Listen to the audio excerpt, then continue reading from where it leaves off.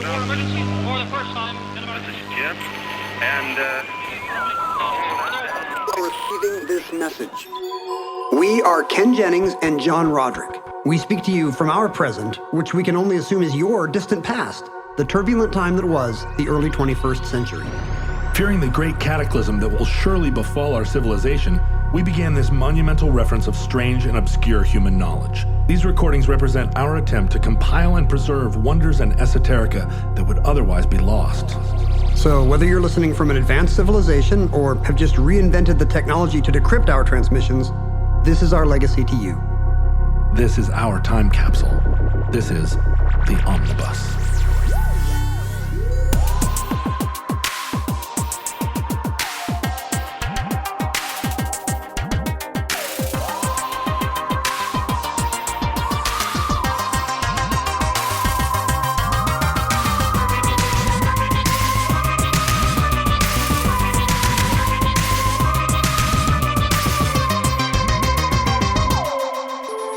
You have accessed entry 1351.SS0212, certificate number 32793. Turtle soup. Beautiful soup, so rich and green. I turned 50 not long ago, late spring. Congratulations. Yeah, people say that. Your birthday party was amazing. That I didn't invite you to? Yeah, that's right.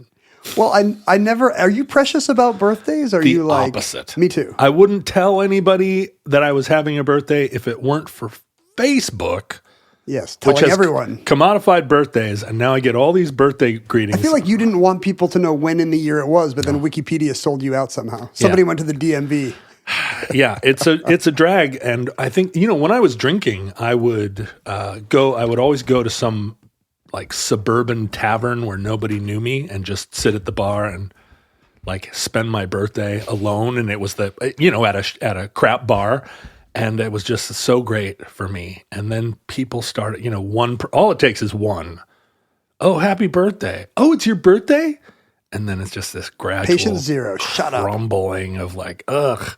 But I live, in close proximity to my daughter's mother/partner, who believes that her birthday is a month long. Right. And should be celebrated every day. She should get a gift every day for a month. I don't want to perpetuate gender stereotypes, but I think there are not a lot of straight cis guys who are like, it's my birthday month, guys. Let the party begin. You're buying again. No, but it's just something. And, it's like, well, there's a run up to it too. Like, next month is my birthday month. It has nothing to do with aging in my case. Like, it's not like, oh, we can't, I don't want to celebrate. I don't want to think about how I'm 52. It's really more like, it's faintly embarrassing. I didn't do anything.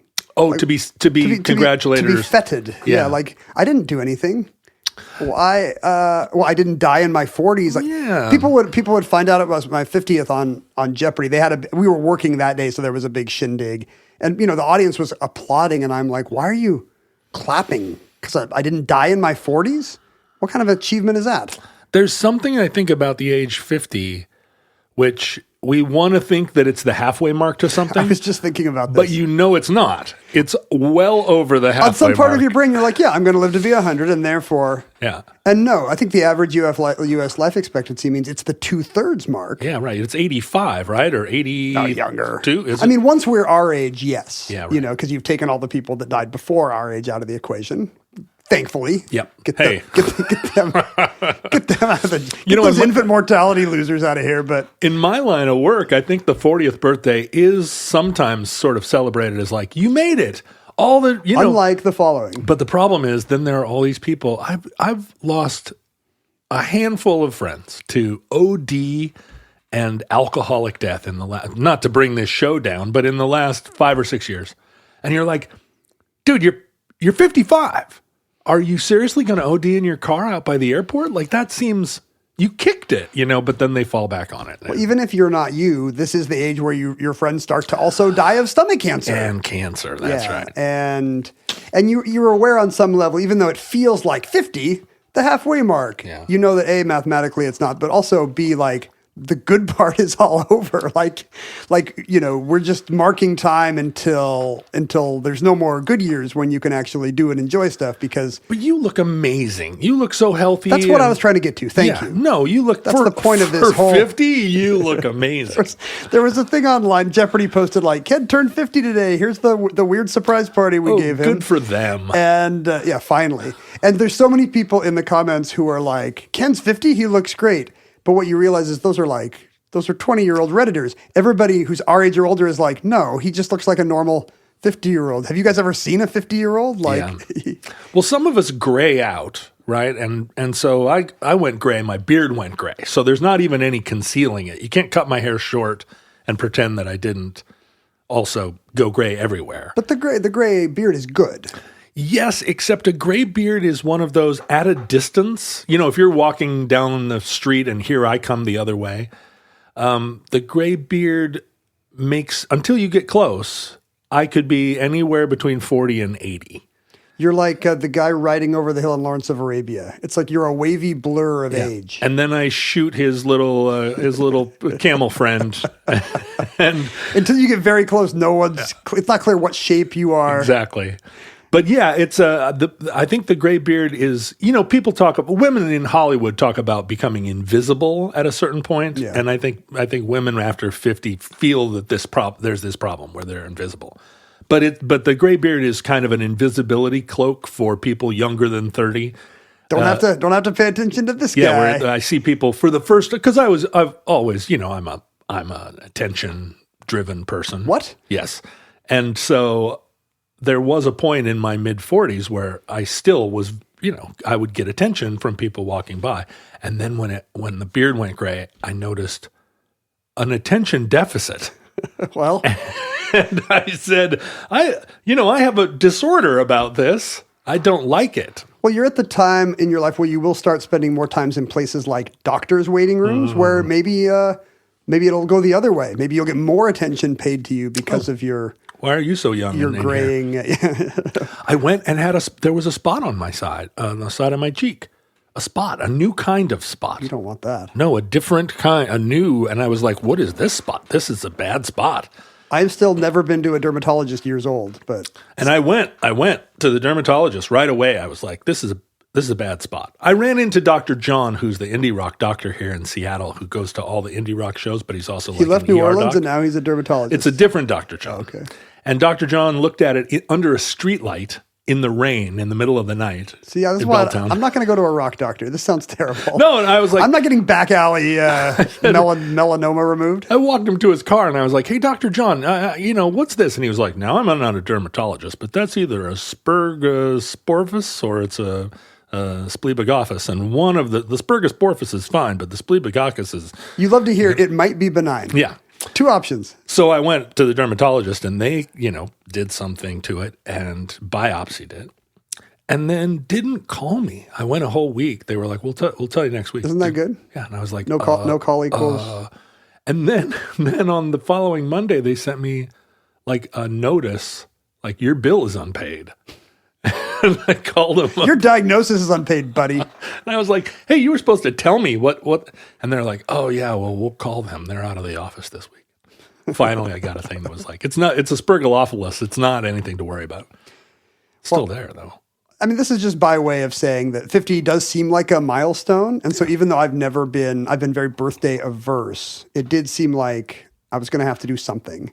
What are some other things that at 50 years old you feel like they have matured into? Like a 50-year-old cheese is an old cheese. Is there alcohol you want to be 50?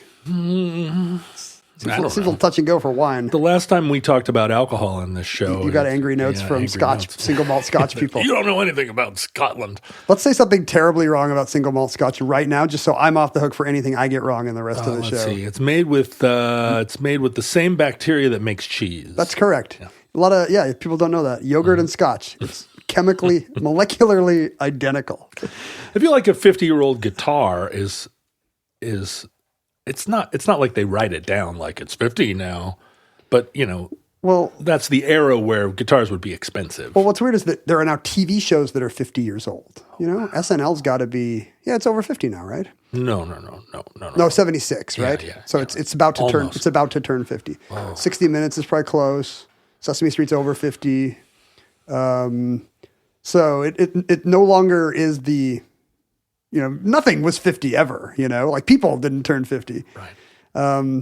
But we had some friends that love New Orleans, and weirdly, I'd never been to New Orleans, and we were like, "This is the excuse. We'll spend a weekend in New Orleans, where I assume you've spent time, right?" Yeah. Although less than you would think, Less than you would want, because what a great city. But I've been there a handful of times. Played a couple of shows there. Like I'd been to Louisiana, but like always just speaking at some college somewhere off in some weird Arkansas-y part of Louisiana Now or that's something. weirder to have been to Louisiana, but never New Orleans. It is, but this was my traveling itinerary where I would just, go speak at some college, So it wasn't like, it was always the fifth city in the state or something. Although now that I think about it, the first time I visited Louisiana, we didn't go to New Orleans. We drove across some Arkansas part of it up in the north and ate at Sherry's. Were you headed somewhere else? No, what was it? Not a Sherry's. We were going from one place to another. That's the problem. Well, I'm not against Dixieland jazz or bayous or anything else, but we were mostly there for the food. Mm-hmm. I mean, like New Orleans is just an amazing one-of-a-kind city, of course. And, but it's just shrimp. Everything in New Orleans, everyone's like, New Orleans for the food. And it's like shrimp prepared 60 ways.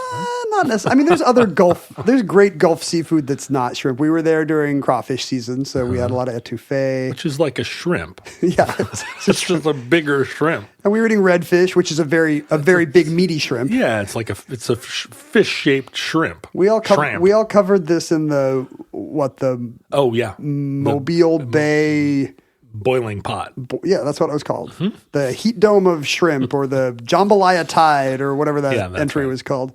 It's funny. Like our friend's niece who still lives there was kind of showing us around, and she was like, the thing about New Orleans is it's despite, not to paper over any obvious like class and racial divisions that obviously. No, you wouldn't want to do that in New Orleans. Well, yeah, I mean, it's the only, it's the city that is most recently like physically like drowned people based on race and elevation, like altitude is literally class there.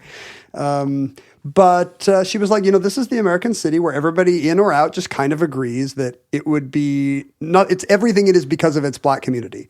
And that's sadly shrinking after Katrina, but it's true. But it's also like in the 19th century, it was a little less true because it was the place that was kind of a racial outlier, because of a huge Creole population that went everything from Creoles of color to, the Spanish Creoles in name. It was just a huge Acadians, Cajuns, a huge racial spectrum, and just a literal melting pot where the foods it's French and Spanish and African and Caribbean and Southern Mountains and it's everybody's got a different way of preparing shrimp. So yeah, this is the point of the movie Forrest Gump is that it's funny to list 40 kinds of shrimp preparations, and I disagree.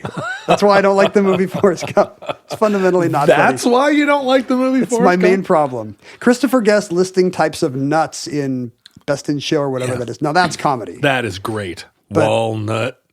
Red cashew nut. But McKelty still makes me laugh. Williamson or whatever his name is doing shrimp preparations. Leaves me cold. But so at the time, like, Jim Crow hit Louisiana hard, but in the 20th century, because there had always been this kind of laissez-faire,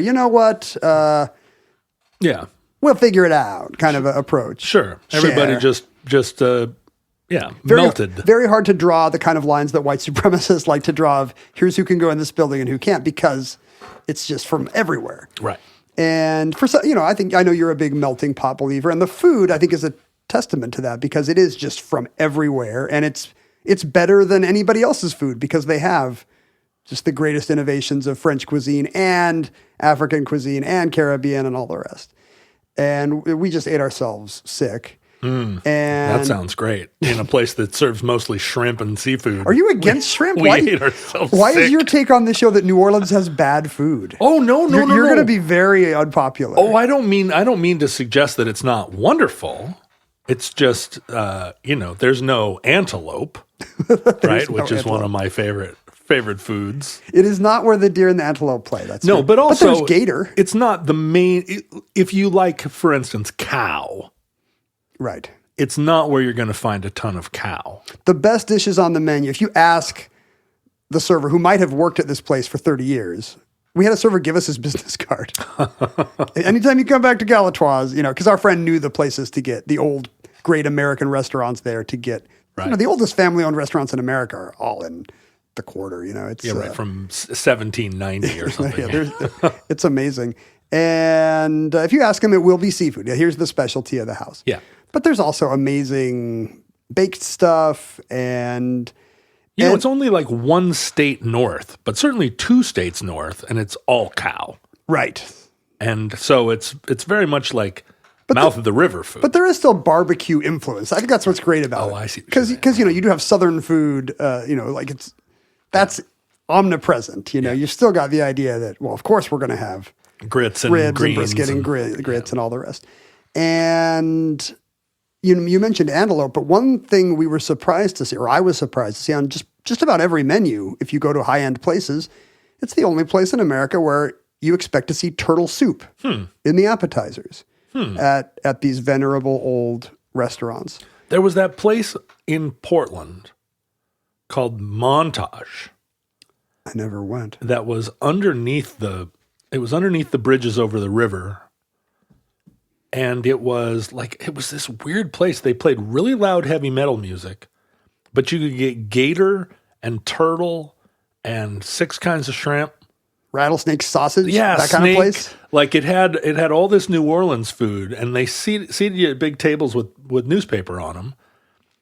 And it was like a place you'd go in there at 4:00 in the morning. Oh, it was 24 hours. 4:00 in the morning, and they're playing Slayer so your ears would bleed. But it's full of kids going to their prom. It's Portland, baby. Of anything that encapsulated old Portland, it was Montage to me. But it was specifically kind of Louisiana Gulf Coast kind of food. Yeah. Huh. And it was the only place I'd ever seen turtle on the menu outside of New Orleans, or gator, or any of those things. Do you have the vague Snake. idea of turtle soup as a cultural signifier of class? Yes, but I've never had it. No, it's gone, right? I was very surprised. I guess Louisiana, New Orleans is kind of the place where it survives on menus. Like the type of thing you'd see on Park Avenue in 1870, where it's like, and then the next course is turtle soup. And it was ubiquitous on a fancy menu. One of the courses would be turtle soup. It sounds gross. I tried it. Oh. Because I assume it's one of these weird meats. It's going to taste like chicken. Yeah, exactly. And I didn't order turtle soup, but my friend did. And apparently it was prized for its very specific taste, which is maybe not like chicken. The thing they often would say about turtles is depending on which part of the turtle you get the meat from, it's all 7 meats. Imagine a time with 7 meats. And turtles have, depending on where you get it from, it can taste like beef, pork, chicken, goat, veal. I'm missing 2 meats. What even is there anymore? Duck? Rattlesnake and... Maybe something seafoody? So wait, fish and crab? I don't know. A turtle is a turducken, but of itself? A turtle is a marvel like that God has given us to have all the meats. No, I'm embarrassed to ask this. What is a turtle? What kind of thing is a turtle? It lays eggs. It's a reptile. It's a duck? It's a colonial. It's a duck. Because it has that beak, that snapping beak. It's got the duck beak, right? That's how you know it's a duck. But it's a reptile, like a snake. Colonians, there were dinosaurs that had the big kind of armory shells. Of course there were. And that's what this guy is. And dinosaurs were reptiles. Yeah, but had feathers. They were an apteryx. They were a flightless bird with hairy feathers. Dinosaurs were closer to modern birds than to modern reptiles. But birds and reptiles aren't the same. But back then, evolutionarily, they're egg-laying. They're from the same little arm that we are not. They lay eggs, unlike humans. Right. Okay. We freeze our eggs. Got it. Kangaroos also don't lay eggs. Correct. There's lots of things that don't lay eggs. Trolley cars don't lay eggs. Okay. For the rest of the show, let's list some things that don't lay. Trombones don't lay eggs.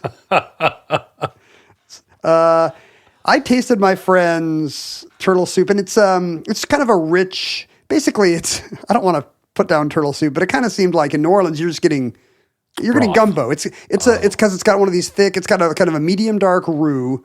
And that's the basis for a very rich, flavorful thing. They often add sherry tableside, but it's kind of a creamy, rich soup with some ground up meat in it. Not all of which is turtle, by the way. I think some shrimp too. I bet. I think everybody's very open about how it's a kind of a veal based broth. Oh, but it's got turtle in it in the a name little and cow too. And it kind of tasted like, some people say it's a mix between the thigh meat of like a chicken thigh or pork and shrimp, like it's both land and seafood. Because turtles are land and sea. Turtles are amphibious. Some are aquatic, some are on land. Is it salty?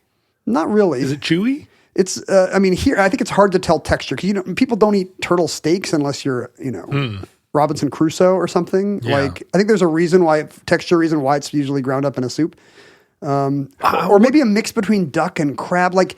On a seafood spectrum where there's kind of like sweet, light crab on one end and then like trout or mackerel on the other end, it's kind of in the middle. What kind of joke is God playing on us to make a thing that is half duck, half crab? Well, how about all 7 kinds of meat, but then to put it in an impenetrable shell? Right. Oh, that's the thing. It's a puzzle. The harder you work, the better the meat. So like God's hiding his very most delectable delicatessen animal. Is like in the hardest turtle liver. The hardest armor.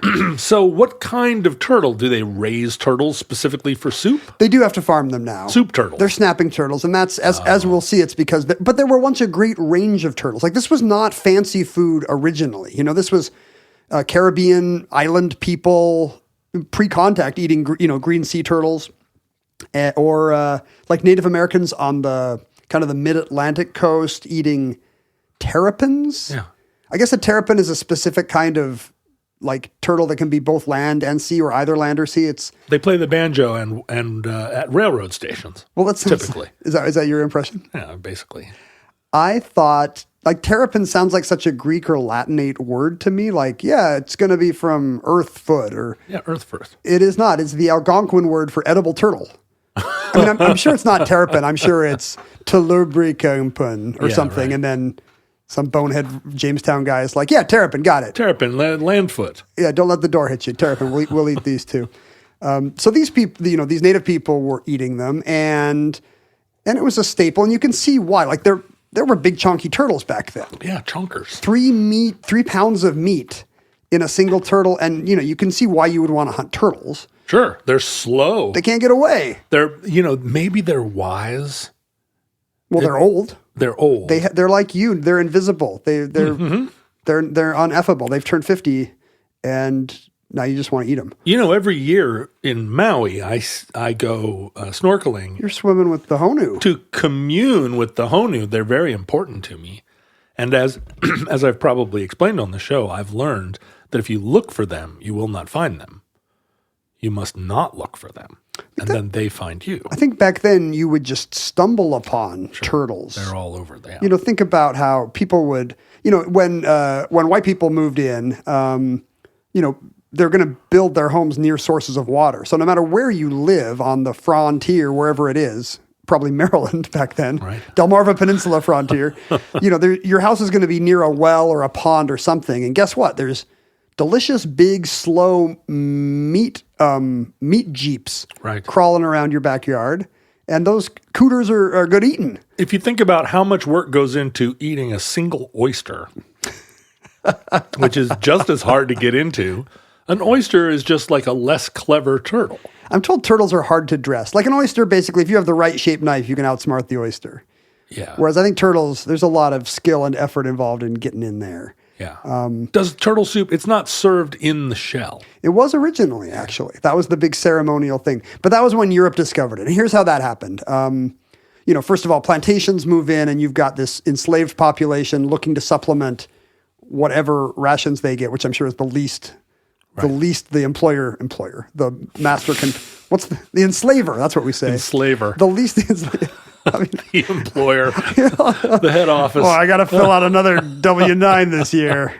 Tell ya. But there are turtles, of course, by the slave quarters too. It's going to be the lowest. So place. an easy way to supplement your, the caloric intake if you're a struggling slave population. That was true when free blacks started to live in other parts of the Atlantic coast. There are accounts of Confederate soldiers, hungry Confederate soldiers chowing down on cooters. Seems right. That's you why just threw the word cooter in here a couple of times. Wouldn't you join the army? If you were going to join the army, you were in a tent with a lot of guys, wouldn't you chow down on cooters? Well, I got to have a definition of what a cooter is. I guess that's just that's what they call them? swampland name. If you that changes my interpretation of Dukes of Hazzard by a lot. Oh yeah, he's called Cooter. Yeah, the mechanic guy is Cooter. Is he slow? Well, is he a duck? He's always under a car. Maybe if you think about a turtle on its back. Yeah, you walk into Hazard County. A turtle is lying on its back. When someone in the South is working on a car, do you think they turn it upside down so its wheels are in the air? No, the person is upside down. The person's on his back. He's on one of those little roller things, which is analogous to a shell. There you go. I don't know what car over the top of it. I don't know. Yeah, exactly. There's the carapace and the plastron. Those are the two parts of a turtle shell. I can't remember which one's which. But now, in Europe, they already had turtles. They did, but I guess not for good eating. Oh. In Europe, I was looking at this. There's like a dozen or less species of turtles, but they're little pond turtles. Yeah. And I think nobody's going to be like, let's break open this guy and see what he tastes like. Probably because the prehistoric Europeans ate all the turtles, the big turtles.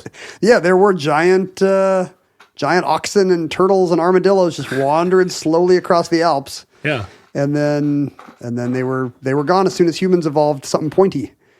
That's what we learned happened to all the other megafaunas. That's right. That's true. No, there were ginormous turtles. But Europe didn't discover turtles until, Britain in particular, until sailors brought them back. I guess leatherback sea turtles do get up to Iberia and stuff. Yeah. So maybe it's possible that, seafaring villages down there would be like, oh, it's a turtle season. I suppose. I've never seen a turtle in Europe. A big turtle. And I look everywhere. Well, if you don't look, when I'm in Montana, maybe that's the problem. You're looking. Oh, if you don't look. But British sailors would discover these slow-moving swimming guys full of meat, and of course, that was great news. Fresh meat after all the maggot-filled scurvy and so forth, biscuit and hardtack and salt pork they'd been eating. So they would just decimate turtle populations everywhere they arrived. Like what an uncharacteristic thing for you would not expect the British Navy to do such a thing. So they would, for a while. In fact, it took a long time for turtles to get back to Europe because they were almost always eaten on the way home. Oh wow!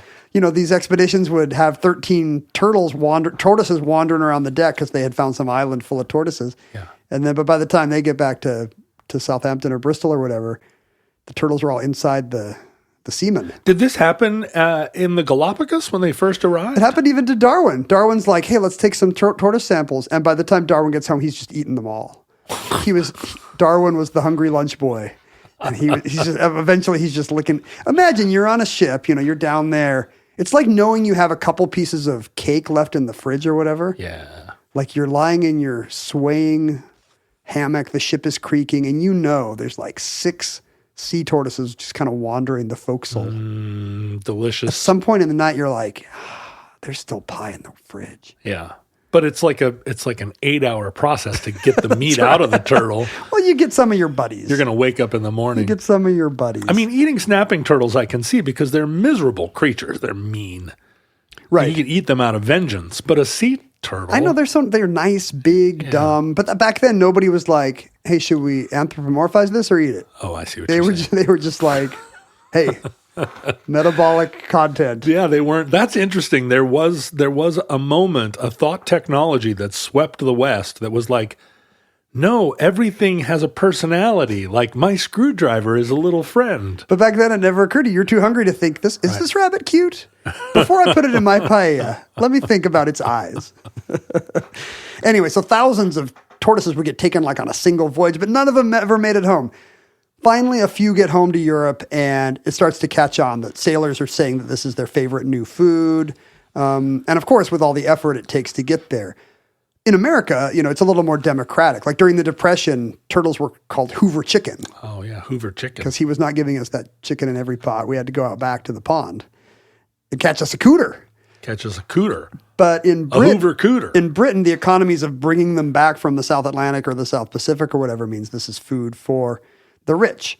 So big, bashes start to have this fancy new meat. The earliest cookbook, I think it's like mid-18th century, announces, here's how to prepare turtle the West India way. And it's basically modern turtle soup. It's turtle in a veal broth with some spices, maybe some fortified wine. I think it's Madeira instead of sherry. Today, I think it's a cream-based sauce in a lot of turtle soups, or at least in the 20th century.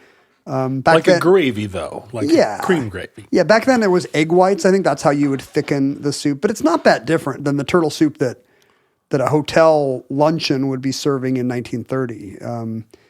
It was food for aristocrats. At one point, the mayor of London gave a big banquet where everybody got turtle soup. I guess soup is also a way to stretch the scarce ingredient. Yeah. Right? Which is shrimp. Like they didn't have Hamburger Helper back then. It's not shrimp. It's turtle. Try to keep up. Yeah. So it's interesting to me, though, that they would have already been appropriating West Indian food as an interesting. Oh, yeah. Like that seems like it would be early too. Like, oh, no, this is Indian food, or this is, like it's the same as in Caribbean 1970. What if we went for sushi? Yeah, right. Right. Yeah. I mean, maybe the implication is this is what our soldiers and sailors in the West Indies, maybe this is how they eat the turtle. Oh, I see. So maybe it's not so much like the pad thai of 1750. But maybe it is. In the 50s, people in middle America were still discovering pizza for the first time, and they maintained their anti-Italian racism, but they were like, we'll try their quaint little bread food. What's more Italian to them, pizza or spaghetti? I think they both were introduced after the war as a food that you could eat as a normal person. What do you think becomes American first? Oh, spaghetti. Right? Yeah, I think so. Because for a while, it's a guy with a mandolin and an accordion singing to you while you eat it. Yeah, even in Lady and the Tramp, it's like a right. Hey, that's the 50s. But it's maybe a decade later that it's like, no, I don't feel like cooking. We're having spaghetti. Well, it must have been macaroni and cheese that first kind of got Americanized. That's the pasta that we... Yeah, North Americanized. And then it was like, well, it's all the same, So the funny thing here is that turtle kind of moves back to once it's fancy in Britain and new British settlers keep arriving on these shores, they're like, whoa, we're now turtle's a fancy food. Yeah. So the early history of the Republic is full of turtle soup. On July 4th, 1776, just a day or two after signing the Declaration of Independence, John Adams celebrated with a bowl of turtle soup. George Washington, after winning the Revolutionary War, George Washington celebrated with his officers in a Manhattan tavern where they had a big turtle dinner. Terrapin stew was served at Lincoln's second inaugural. Oh, this is good. Before Aaron Burr and Alexander Hamilton headed to New Jersey to kill each other, they used to head to New Jersey regularly because they were both members of the Hoboken Turtle Club, a gentleman's society of turtle soup slurpers. Huh. Because it was party food. It was not just haute cuisine. It was like there were these big bashes, kind of the equivalent of back then they also had clam bakes and hog roasts and barbecues and whatnot. But I think more popular than any of them was a turtle frolic. A turtle frolic. You and all your friends. And turtle would be served like three ways. That every course would be turtle a different way. And one of them, as you say, would be a big turtle shell overturned and now full of piping hot, creamy turtle soup. See, now that's, I guess, what I always assumed when I thought about it, that turtle soup was a clear broth with clear turtle in it, like little turtle like legs. Little chunks, like well, just I don't know, like it seems. Is it like the clams in clam chowder? Is that what you're picturing? No. I was thinking of it more like, I mean, how do you eat a turtle? You turn it over, you cook it in its own juices, I guess. And it didn't occur to me that it was like a stew, because I love a stew. Wow. And it didn't occur to me that a stew was party food. Except, of course, if you're going to have a party, make a big pot of something. If you're going to serve a bunch of people. And of course, these are servants are carrying out the turtle shell too much. It's kind of a luau-like, celebratory, like, oh, look what's coming now. The last time you and Mindy came over to my house for dinner, which was the only time you've come over to my house for dinner, I served you stew. Wait, how is this our failing? Are we just supposed to show up?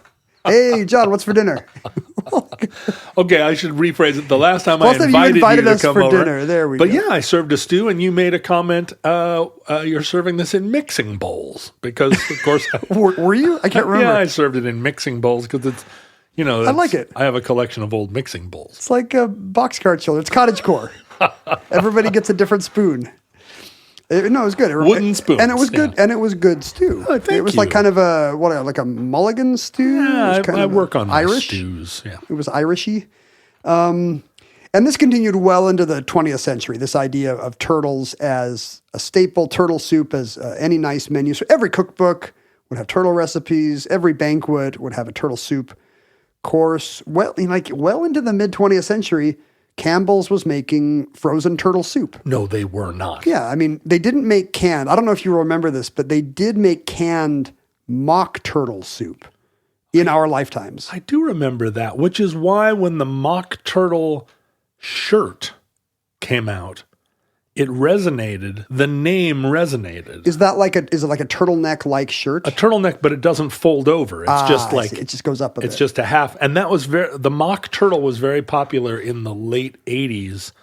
And that's a witty joke because people would remember. That's right. It was witty. And then there was a band in Seattle called Mock Turtle, except they spelled it M-A-C-H. Like, oh, now we've taken it a third way. Well, this is the Seattle aviation connection. We got the Sonics. That's right. We got Mach Turtle. It's the sonic boom of turtles. The reason was that in Europe there was just everyone was aware that turtle soup was an important dietary thing that all the fancies people ate, but turtle was too expensive to buy. So mock turtle soup was a way to kind of simulate the taste and texture of turtle soup without having to buy turtle. What did they use to simulate turtles? It's a little grim. They used a whole calf's head. The idea being that all the sweetbreads and the fats and the delicious things that cook off a calf's head kind of give you that every meat quality of the rich quality of a turtle broth. Eyeballs and ears and Pretty much. Yeah. I'm not against. To me, that's not Indiana Jones and the Temple of Doom because I love cabeza tacos, which are like beef cheeks. Sure. So I'm not against this. No, my people use every part of the calf. Thank you. That's important. I mean, also, I guess you could let them grow up and have long, happy lives. That's one argument. How happy is a cow's life? Not that happy. I assume the reason why mock turtle entered the public vocabulary in band names and shirt names is because of Lewis Carroll. Oh. Late in Alice in Wonderland, she meets, and this part's not in the Disney cartoon, so I think people are not, like, they're less iconic than, say, the Mad Hatter or the Cheshire Cat, but she meets a griffin and a mock turtle.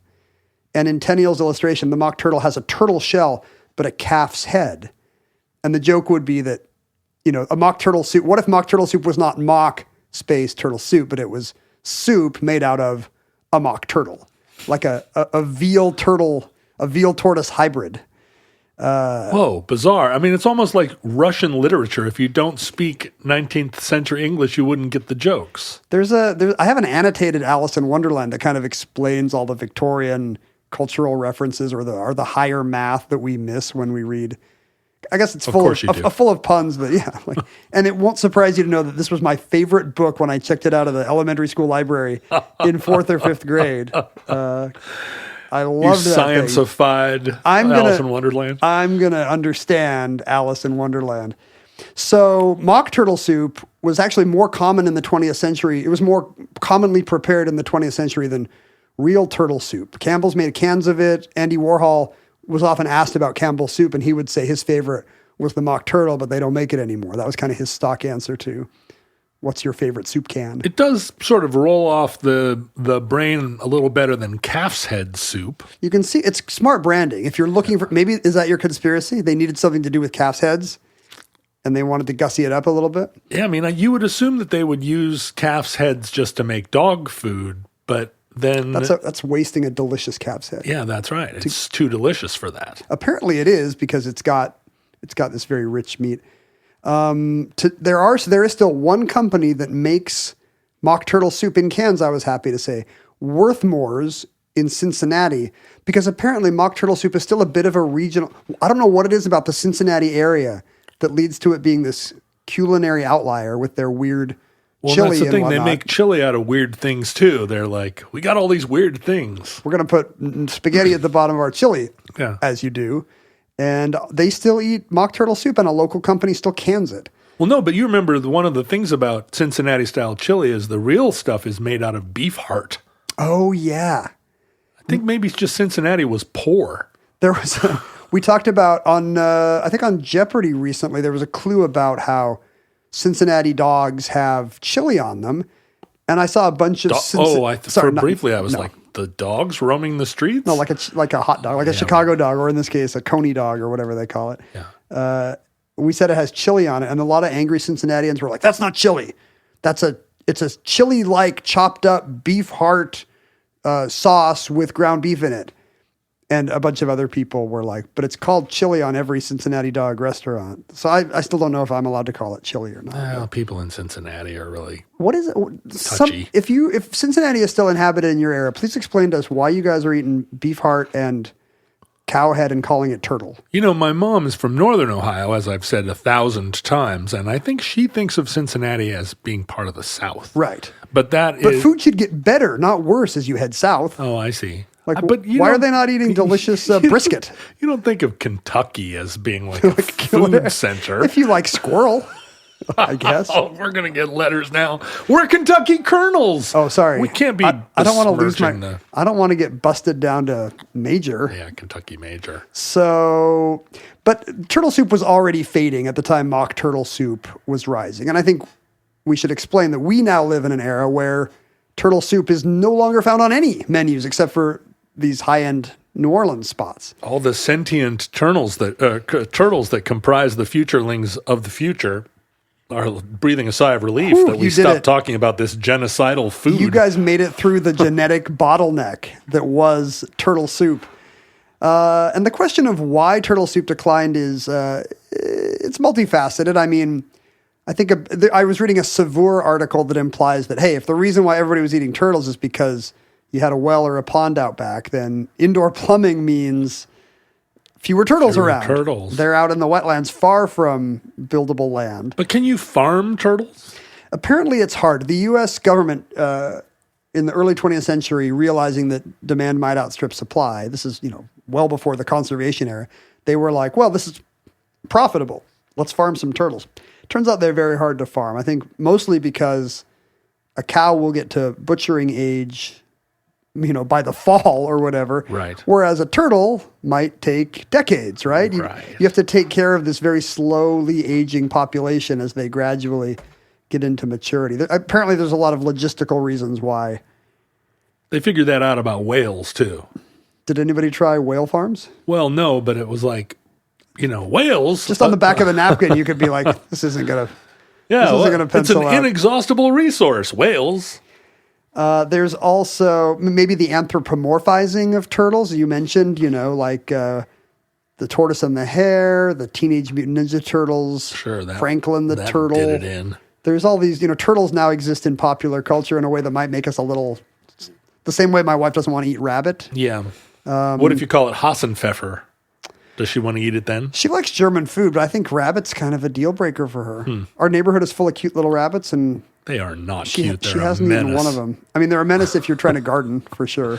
When was the first, can you think of the first anthropomorphized turtle in like children's literature? I mean, Aesop, right? But cute turtles are showing up in Disney cartoons from the beginning. Early. Like when Snow White has all her little friends, there's the ones you would expect, a deer and a bunny and a skunk or whatnot. But I think there's turtles too. Yeah, okay. So somehow they got kind of asterisked into or grandfathered into the cute animal area in a way that no other reptile did. Like Snow White's not going to be playing with a garter snake or a gator. Well, because other than the snapping thing, like a box turtle is a sweet little fella. I had a pet turtle. Did I ever tell you this? Is that right? You Yeah, can't- and surely you still do because they live to be 80 years old and you cared for it and raised it to adulthood. Perhaps younger kids should have been taking better care of. I don't know what the little in the U.S. There's a law against turtles as pets, and it's interestingly it's not species based; it's size based. If the shell is less than 4 inches, you can't have a pet turtle. Really? Well, why would they say you can't have a baby turtle, but you can have a? I think it's not an animal rights issue; it's a public health issue. Turtles carry salmonella, and the idea is the smaller the turtle, the more likely that a kid is going to be playing a little. A toddler is going to be putting it in its mouth or something. Yeah. But I was living in Europe in college where there are no such laws. And here. It's a real libertarian's paradise in the European Union. I'll tell you that. But for whatever reason, you could buy and sell little turtles at pet stores in a way that, and I had memories of all these kids' books about getting a little turtle and painting a flower. And I was like, this is amazing. You can still do this here. Yeah. And the other great thing about Europe is, and I hope this is not animal cruelty, is your turtle can live in your bidet. Oh. You've got a bidet that if you're sure. American, you're probably not using that much. Sure, it's a little turtle It's pond. a little terrarium. Yeah, it's got you can have a water part and a dry land part, and I don't know. My turtle seemed very happy there. Brought him back to the States in a soap dish. On the airplane. Yeah, probably a bad idea. Can sniffer dogs smell? Well, they didn't Turtles? have them then. Yeah, Because it was just the Wild West of the 1980s. pre 9/11 world. Yeah. So yeah, they're cute, and I wonder if that's part of it. But I I had think a friend in Alaska that had a turtle. like but a big one in a terrarium, a little one in a shoebox. But Alaska has fewer laws than other places. and fewer turtles. But my friend Joni has a turtle named Sheldon that has been with her whole life. Sheldon is like, she puts him out on the grass every day. Although she lives in New York now, so who knows where they find that. Is he bigger than an ashtray? How big is Sheldon? Yeah, Sheldon's now, he's as big as a laptop. He's probably. as big as a stew mixing bowl.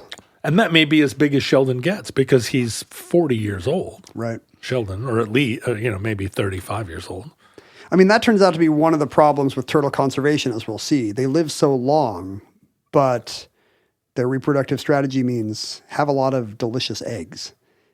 Turtle eggs are delicious?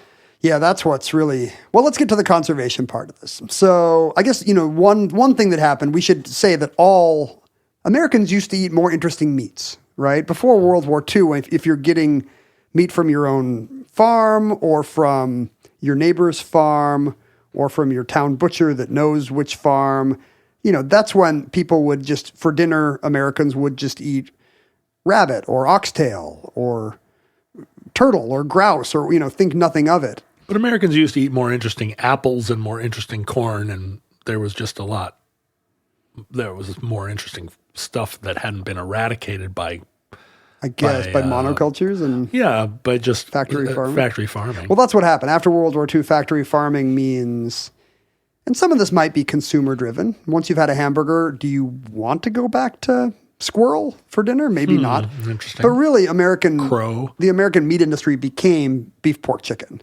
And it just became harder and harder to get unusual meats, and maybe the consumer was less interested in them.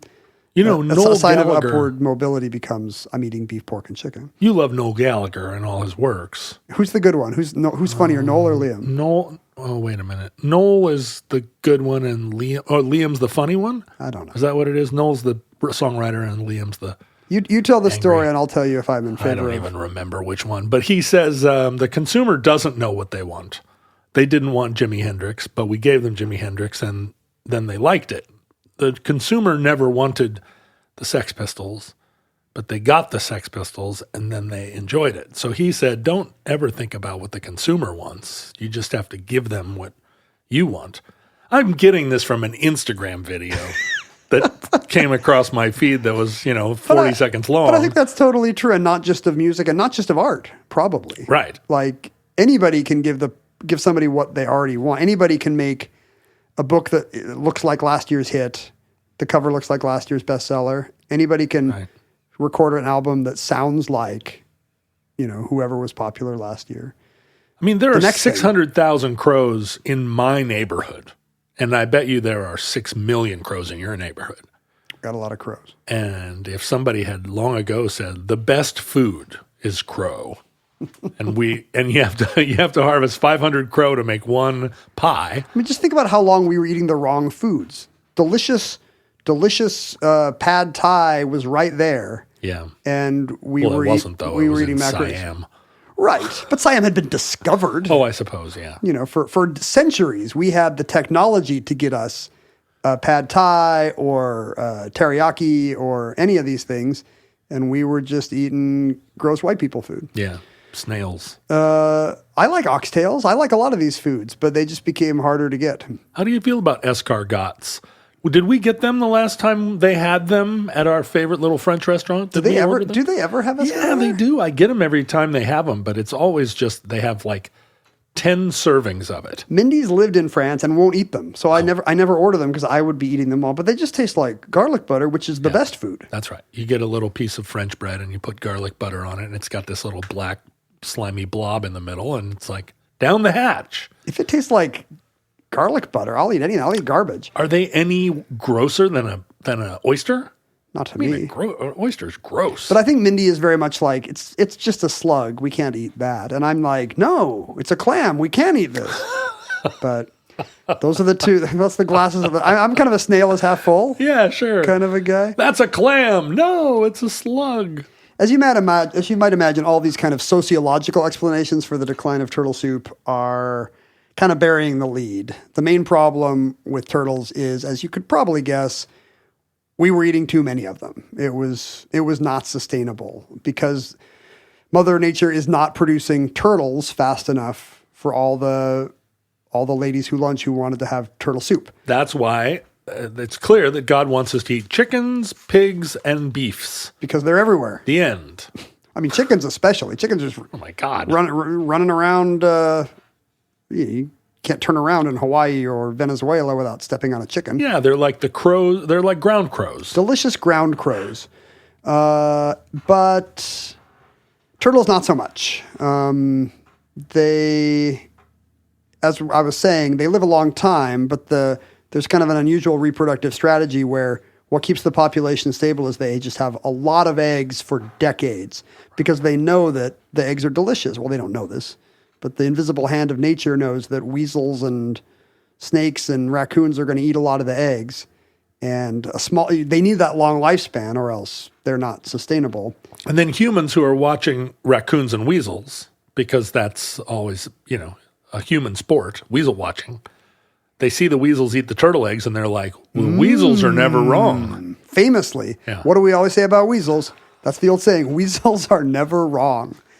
And so we did eat turtle eggs, but like that strategy relies on a bunch of adult turtles not getting taken out of circulation while their eggs are still getting ate. Right. And so the second that people are like, this creek's got 1,000 turtles in them, let's fish out The fat ones. Let's fish out hundreds of turtles a day. And there were, into the 20th century, there were, you could go to some pond and there'd be 1,000 alligator snapping turtles, and people would just keep pulling out hundreds of alligator snapping turtles until they were almost gone. Oh, so the fact that turtles now are like, oh, look, a turtle, is just a result of eating too many turtles and habitat loss. I mean, obviously, wetlands are among the most rare and fragile biomes. But when you canoe through the Arboretum, you'll see a sunken log and there's like 9 turtles on it. And you feel like, we always get our cameras out and like, turtles! And yeah, there was a time when they were probably more like ants or crows, that I think I've read stories of like ponds where people could just fish out 1,000 turtles a day. Whoa. And it did a number on populations. When the Endangered Species Act was passed in 1972, turtles were so many species of turtles immediately went on it. And that made it a felony to kill a turtle, hunt a turtle. Different states have created their own protections on their own threatened or endangered turtle populations. I guess there are a few states where there's a few snapping turtle species that are less threatened. A small number of recreational hunting permits are given out every season for people who do want to have that swamp fun. But did you say swamp fun? Is there a better kind of fun? There's two kinds of fun. Fun, and then the highest level, swamp fun. Here is a. Have you noticed? Well, surely you have. Just recently, Google now the first returns are all AI Yeah. returns. It's terrible. So infuriating. I wish I could turn it off. Maybe you can. They're actually Google doesn't want you to, but there are third parties that you can investigate that will let you get around Google's. But I just asked Google what the Washington State turtle laws are, and it says the AI says Washington State has several laws regarding turtles, including it's illegal to sell, offer to sale, or hold for sale live turtles with a carapace length greater than 4 inches. Oh, there you go. And taking turtles from the wild, it is illegal to take them from the wild or import wild turtles. And this includes all species of turtles. And you cannot release turtles into the wild. Washington is very, very nanny state about all that stuff. Some of those are federal laws. So I don't know how much I believe the Google AI. But yes, in general, there are state level protections against their turtle, tortoise, and terrapin populations, especially the ones that were so delicious for centuries that they kind of got hunted into oblivion. And because turtles are so slow to live and reproduce, even though turtle soup has not been in vogue for 70 years, the populations still have not recovered, partly due to habitat loss, but partly just due to the fact that we put a huge dent in it for a century of turtle eating. We see these red-eared turtles in Washington ponds. They are an invasive species. Oh, those shouldn't be here? No, it's the eastern pond turtle. Those are the ones I always see, I think. Yeah, me too. What's interesting, though, is that this kind of Adam Smith invisible hand of, well, turtles are getting too rare and expensive, let's stop eating them and eat something else, that did not save every species that happened to. Passenger pigeons, famously, we just gone. kept sucking on the bones till they were all gone. So I was interested in the question of why the demand died and the fashion died in time to at least stop the extinction. And that actually goes back to 1919. Do you know what happened in 1919 that kind of saved a bunch of turtle species? The pandemic. Yes. It killed all these people were about to eat a turtle, and then they were like, they died of the flu. I have a fever. Well, I'm going to put this turtle down, and maybe I'll kill it later when I get better. It was the end of World War I. All our doughboys came home from Europe, and they were like, I've had eclairs now. I'm not eating that crap. How are you going to keep them down on the turtle farm? Well, let's see. What else happened in 1919 before the flu, other than the flu and the pandemic? I had never thought about this. There was a restaurant catastrophe at the time that restaurants called a gastronomic holocaust. Oh, dear. Like the restaurant industry was just shaken in 1919 by, maybe somebody listening has guessed by now, a turtle salmonella outbreak. Prohibition. Oh, wow. Imagine if you're a chef at some fancy place in 1919 and suddenly you can't cook with wine, you can't cook with brandy, you can't cook with any of these things. And I guess I had never thought about the culinary side of prohibition, but it was in all the papers. Chefs were just oh, wow. Yeah, you can't distraught. Can't cook with oh, wow. Huh. Isn't that crazy? That is crazy. Never thought about this. You couldn't have any wine to put in your sauce. Think about all the foods you just could not make anymore and there were less foods and fewer foods in America at the time, but there were still plenty of French and Italian restaurants that were cooking with marsala or whatever. I feel now that I finally have a reason to be against prohibition. How are you going to cook without wine? You were for all the gangsters. Oh, yeah, big time. You loved the moonshiners. You're always talking about it. I really liked the speakeasies and, Fat Sam's giant clams. So the thing about turtle soup is it basically is sherry soup. It's one of the more alcoholic dishes on a luncheon menu at the time or a banquet menu. And I think a lot of them had the little tableside splash of sherry. And once that was gone, nobody wanted that anymore. Yeah, like nobody exactly. Nobody wanted to just eat turtle soup that did not taste like sherry, it turned out. And by that time, it was already food for the rich. The diamondback terrapin that the Algonquins and the Delawares or whoever had eaten for centuries. Now it was costing like $100 a turtle, and I don't know if that's $19 or modern, but really that's something you eat to show off, like some oil guy putting gold leaf on his burger. Right. So hey, oh, sorry, is that hitting a little too close to home? Be careful now. Were you eating lobster burgers in a mixing bowl right before you came here today? Yeah, it was shrimp, but yeah. You love shrimp. So that was it. That was kind of it for turtle soup. Huh. Without alcohol, what is even the point? And it's probably saved a bunch of species, honestly. The good thing about Prohibition, the turtles were cheering it on. And people were just eating a lot of weird foods just to have backdoor alcohol or the taste of sherry. I don't know. I like the turtle soup I had, but yeah, maybe it was just a way to enjoy some fortified wine with dinner. Your prohibition on alcohol does not extend to food cooked with alcohol, even though you know that the alcohol doesn't actually burn off like we always used to Everybody say. says that, yeah. And then you look at the curve of it and like the half-life is like, yeah, in an hour, half of it burns off. In 2 hours, you're down to 3 hours. As long as you cook your thing for 8 hours, you got out 92% of the alcohol or whatever. Yeah, no, I'm not really too fussy about that because who knows? You know, Yeah. like I don't know what's in Well, there. and what are I don't know you? what's in You're there. having a tablespoon of alcohol. Exactly. So turtles are not in trouble from soup anymore, but they are from other diners. Like I think China is ramping up, and they want our snapping turtles. Sure, that seems like it confirms my bias. Yeah, right. Like this, I mean, and this is not like them going to the wet market and biting the head off a bat or whatever. Like this is just Normal. It has medicinal qualities, Yeah, and sure. So the turtles are still in trouble. We have our friend George is very into turtle conservation. Did you Yeah. know that? No, I did, He's yeah. been all around the world writing big checks to weird species of turtles we'd never heard of, and I mean, he's a nut. So that, again, confirmed my bias about George. Oh, turtles, you say? are you saying that we should be against saving turtles because he's such an oddball? No. He's an odd, but he's right about the turtles. Yes. I mean, these are weird times, and people are pretty histrionic about how everything's dying. Turtles are cute little animals. Turtles is where you're going to start? Why not save the humans? Remember that bumper sticker? Good one. That was like the Blue Lives Matter of conservation. It was. And that concludes Turtle Soup, entry 1351.SS0212, certificate number 32793 in the omnibus.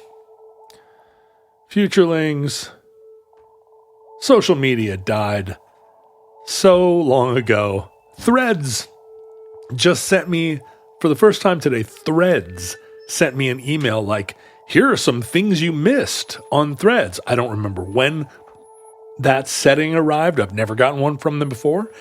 And it had a little email that had like 3 threads that I missed. And every one of them sucked. They were all like, Mark Zuckerberg does not know what you want. no, it was just people like really complaining about some minor league garbage. Like, I can't believe that the people that make M&Ms don't realize blah, blah, blah, blah. And I was like, lame. Threads, lame. So anyway, stay off of social media. What you should do instead of social media is you should go to patreon.com/omnibus project. It's kind of a social media site. Patreon.com/omnibus project. It's a community. All you have to do is give a token amount every month to the tune of $5, and you can hang out with other futurelings there. And the more people, I wish Patreon had a better everything, but you can leave comments there and There's a little forum. Yeah, There's communicate. People chatting it up. chat it up. That's right. And stay off of these ones that show you these terrible, Noel Gallagher videos. Why do you even want that? You don't. Are you a scroller now? Are you just waiting to see what the algorithm shows you It's next? so bad. Because somehow I've managed to avoid becoming a what will the algorithm show me next guy. And I don't want any of it. And I throw my phone down in frustration because what happens is I'm like, oh yeah, I'm watching this guy trim like diseased cow hooves. And then the algorithm's like, you like diseased cow hooves? And I'm like, I don't want that. I never did. I don't want to watch Dr. Pimple Popper. You just showed it to me, and now here I am. I have to say, New York Times spelling bee is keeping me away from the... Yeah, I like that too. But you're always trying to get... I just try to get to... What is the one that I try to get to? The one where they give you a little celebration. Genius? I try to get to Genius, and then that's I'm like... the highest one. Congratulations. Well, yeah, but you're always trying to get every word. There is a super secret level. And the last 3 words are always like Splorgadork. And you don't even know the word. You're just throwing letters at it. I'm starting to know all their weird words that should not be in there. Yeah. Nankeen, I think it's a fabric. Oh, not Nanking, but Nankeen. Yeah, never heard of that. But, No, see, that's the thing. But the sixth time it pissed me off on spelling bee, I remembered it. See, so I don't buy. As soon as I get to Genius, I'm like, that's right, confirmed. And I get out.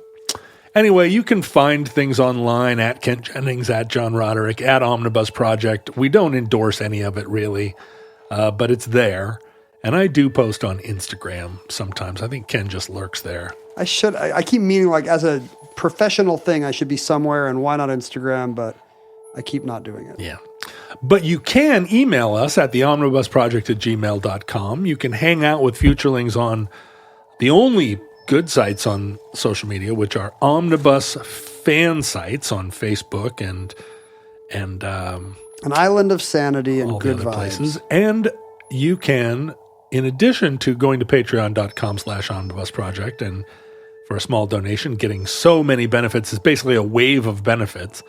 You can An actually avalanche of benefits. You can mail us actual physical media and other things, all the stuff in your grandparents' drawers that, not your grandparents' underpants, Stay out of your grandparents' drawers. but your grandparents' like junk drawers. You can send those to us at P.O. Box 55744, Shoreline, Washington 98155. What, you're opening mail over there. What do you got? I got some postcards. Lily was apparently in Santa Claus, Indiana, which has a Christmas-themed water park year-round, I guess, given its name. Holiday World now, and Splashin' Safari. Wait, did they take Christmas Town away because of the secularization of America, and now it's called Holiday Town? We have to go to Holiday World because of woke. No, these are their mascots. Apparently, it's an alligator called Safari Sam, who has one of those kind of outback hats. Sure. What are those called? Bush hat. A bush hat. Holodog, a dog who symbolizes the holidays because he has a baseball cap and a rainbow. I don't understand any of this. Okay. Kitty Claus, who does not look like Santa Claus, but is a kitty with claws. These are all furry costumes. They're all furries. They're furry sex costumes. And George the Eagle, because America. That's the, all those places in like in Wisconsin and Minnesota, and where's this? Indiana. There's all these places in the mid United States, the Midwest they call it, full of weird amusement parks. Ohio has like more amusement parks on a city block than California does in all of the state. Yeah, and they all have strange themes, like it's the Peanuts roller coaster.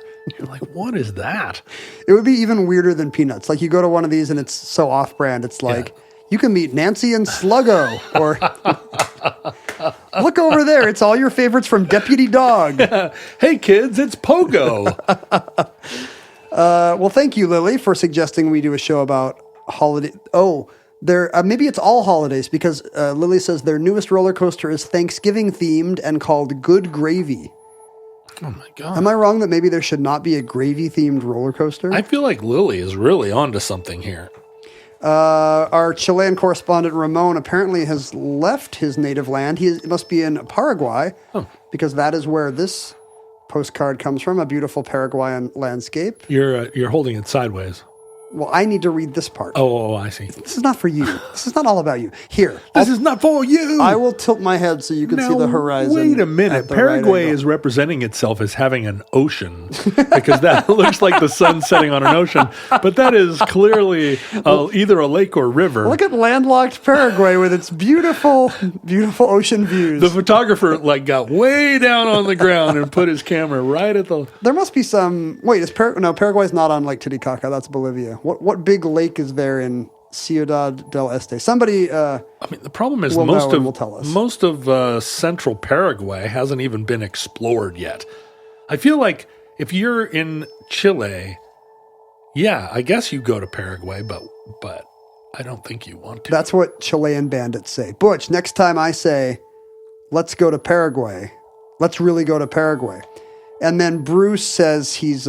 You know what it is? It's the Parana River, which has been dammed and is a big, huge, lakey thing. This is where Paraguayans go to the beach. Yeah, I think so. This is like their boardwalk. Bruce says he's way too Thursday for Patreon. We have, unfortunately... What does that mean, way too Thursday? Well, the Patreon people now get shows on Tuesday. So he's a Thursday We've bro. accidentally created 2 classes. 2 classes. Sorry, Marxists. What he means is, what Ken means is that if you subscribe to the Patreon, you get the show 2 days early and ad-free. Right. And we leave in all the racial slurs. But the Thursday people are like people of the streets, just like regular. Men of the soil. Yeah, like working class regulars. We pirate movies. Or rich kids who discovered socialism in college and are like, fronting like, I'm not paying $5 for a podcast. yeah, my mom and dad cut off my... I don't think anybody that young or rich is listening to Omnibus. I think you're wrong. But instead of giving us $5 American, he made a $1 Omnibuck. This is a hand-drawn postcard Oh, that's rad. with a nice little... we both look like different kinds of castaways. Look at this. We both look like we've both been on an island for a very long time.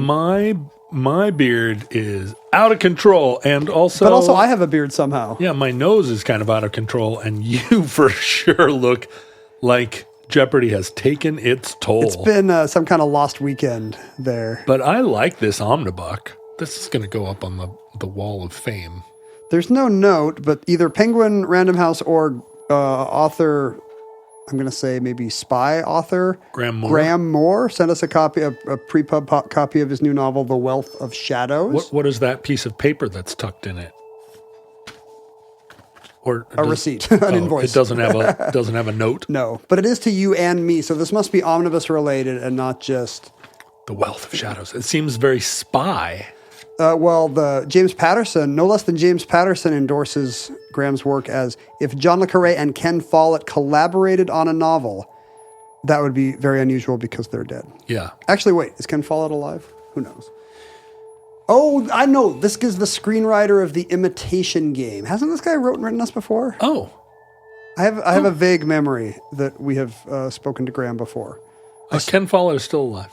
Good to know. Is he old?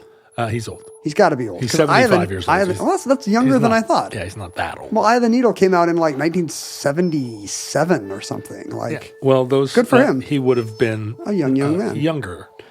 Is that how that works? He would have been younger? He would have been, right in his 20s or late 20s. Right, but like good for him having a spy bestseller in his mid-20s.